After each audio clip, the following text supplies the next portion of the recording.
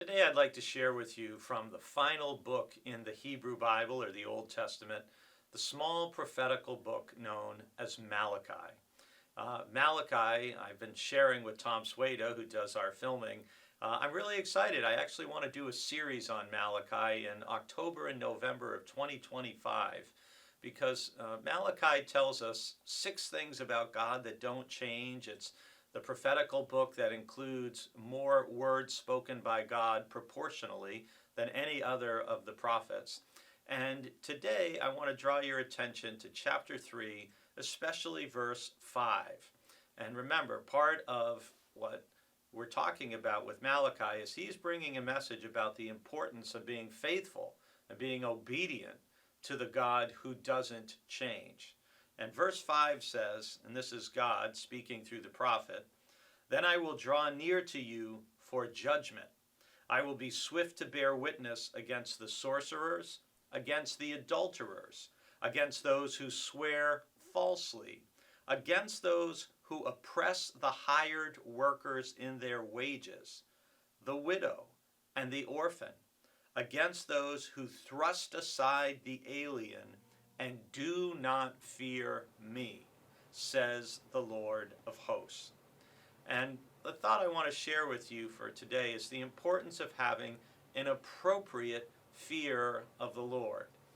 We don't want to be so casual or comfortable in our relationship with God that we treat God less than we should. And there is an appropriate fear of the Lord that we should have, an appropriate sense of awe and wonder and humility that we have as tiny little beings who have a very short life on this very small, fragile little planet compared to the God of the universe. And in verse 5 specifically, God is saying he's going to judge the people for very specific sins, for those who are engaged in sorcery, for those who are engaged in adultery, who swear falsely, who lie, who bear false witness, against those who oppress the workers, for those who take advantage of people who are at the bottom of the socioeconomic ladder.